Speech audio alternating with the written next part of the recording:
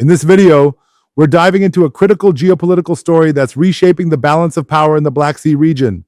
The Russian Black Sea Fleet has faced significant challenges, and Russia's response, repositioning its warships, bolstering defenses, and navigating tensions with NATO and support from China, is a big deal. This is a complex, high-stakes situation with global implications, and we're going to cover every angle: the fleet's redeployment, Russia's defensive upgrades, their tougher stance against NATO, China's nuanced role, and what this all means for the future of the Black Sea. Buckle up, because this is a wild ride. Let's start with the Russian Black Sea Fleet's movements. During Navy Day 2023, we saw warships, including a frigate and patrol ships, moored at Novorossiysk, a port in the eastern Black Sea. Why Novorossiysk? Well, after suffering heavy losses in Crimea, Russia had to move many of its fleet units from Sevastopol, which had become a vulnerable target, to safer spots like Novorossiysk and other less exposed locations along Russia's Black Sea coast. By mid-2024, observers noted that almost no Russian warships with offensive capabilities remained in Sevastopol. Only auxiliary and support vessels were left, while combat ships operated from the relative safety of Russia's coast. Confronted with a more assertive NATO presence and Ukraine's surprising naval successes, Russia's been forced to shore up its defenses and reposition assets to maintain some strategic depth. A key part of this response was the quiet opening of a new naval base in occupied Abkhazia in Georgia's Okhotskaya region. Announced in late 2023, this base could host warships armed with Kalibr cruise missiles and is over 700 kilometers from Ukrainian-controlled coastlines, putting it largely out of range of Kiev's current missiles.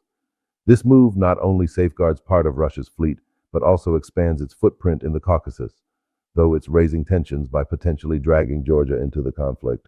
Russia is also stepping up its physical and technological defenses to counter new threats, especially after several Ukrainian naval drone attacks. To protect key assets like the Kerch Bridge, a vital link to Crimea and a supply route for Russian forces, they've installed floating booms, tethered barges, and steel netting to ward off Ukraine's unmanned explosive boats. Around Sevastopol harbor, defenses have been hardened with smoke screens, ship-mounted Pantsir air defense systems, and minefields to complicate any sea approach. President Vladimir Putin himself, in mid-2023, publicly demanded faster deployment of remote detection and counter-drone systems for the fleet, acknowledging that unmanned vehicles, both in the air and at sea, pose a serious challenge that Russia needs better tools to defeat.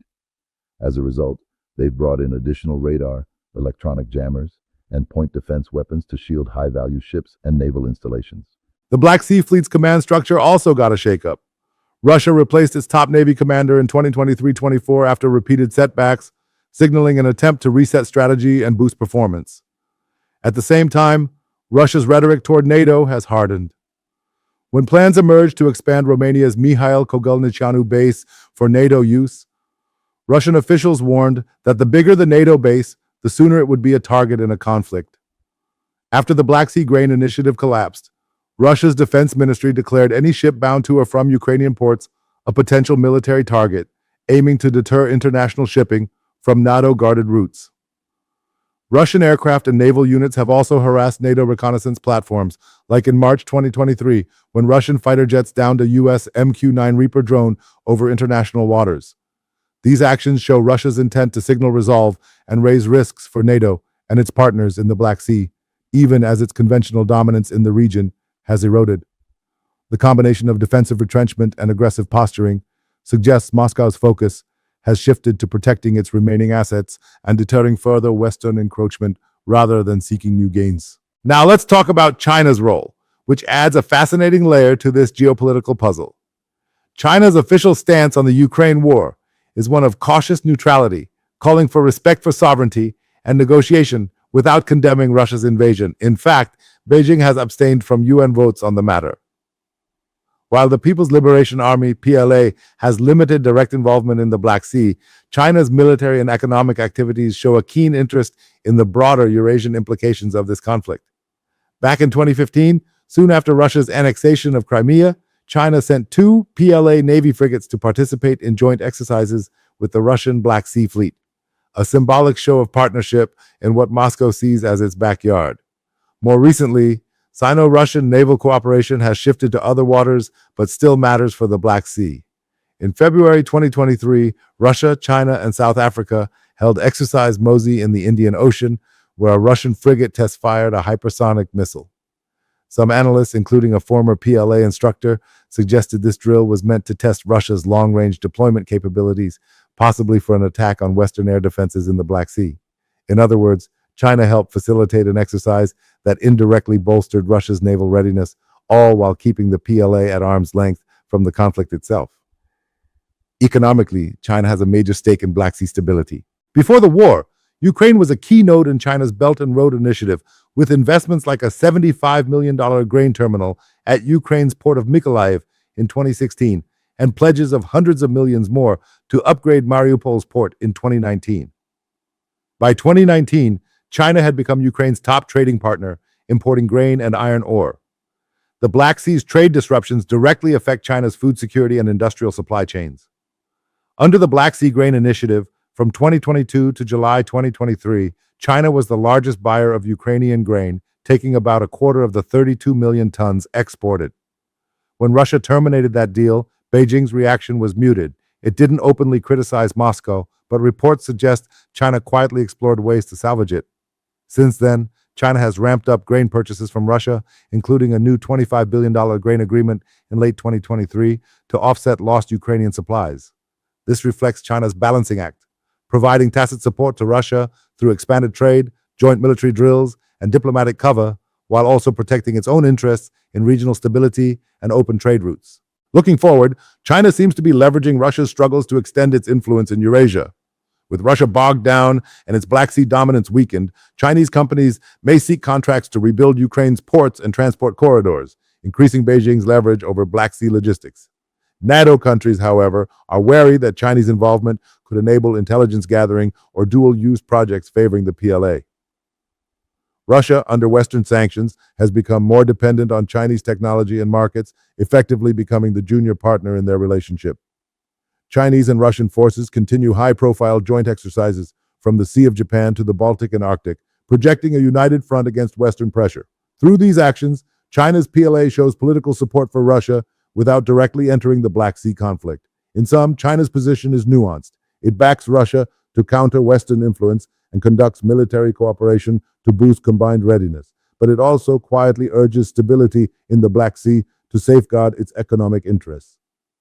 This dynamic adds complexity to the region's power puzzle, as any lasting Western gains must consider not only Russia's reactions, but also China's long-term strategic calculations in Eurasia. So, what does this all mean for the Black Sea? The region has entered a new phase since Russia's aggression against Ukraine. European countries and NATO are actively pushing back to prevent the Black Sea from becoming a Russian-controlled enclave. Romania's naval rearmament, Ukraine's resilience at sea, and NATO's expanded presence on its eastern flank have already blunted Moscow's dominance. Russia's fleet has been checked, pushed into defensive harbors, and its strategy now reflects caution where it once projected power.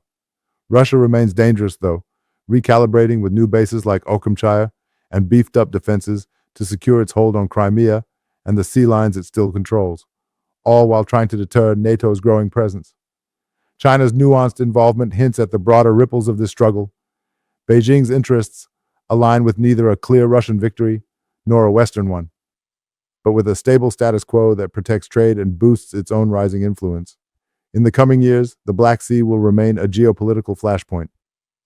NATO is likely to push for closer coordination among its Black Sea members, including a wary Turkey, more sophisticated joint exercises, and possibly a formalized Black Sea security framework.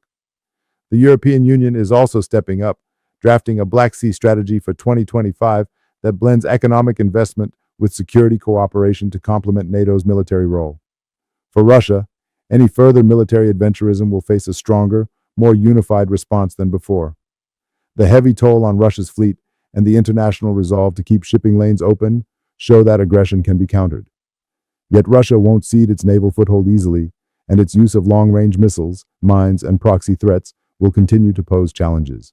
Strategic control of the Black Sea will depend on sustained Western engagement, supporting coastal states' defenses, maintaining a naval presence within the limits of the Montreux Convention, and continuing to aid Ukraine to ensure this vital waterway remains open and secure. The Black Sea's stability is no longer a side issue, but a central front in Europe's security, where NATO and its partners are determined to prevent dominance by any one power. The evolving interplay of regional initiatives, Russia's recalibration, and China's growing interest will collectively shape a new balance of power in the Black Sea in this post-2022 era. So that's the full picture of what's happening in the Black Sea, a region that's becoming a major flashpoint with huge implications for global security.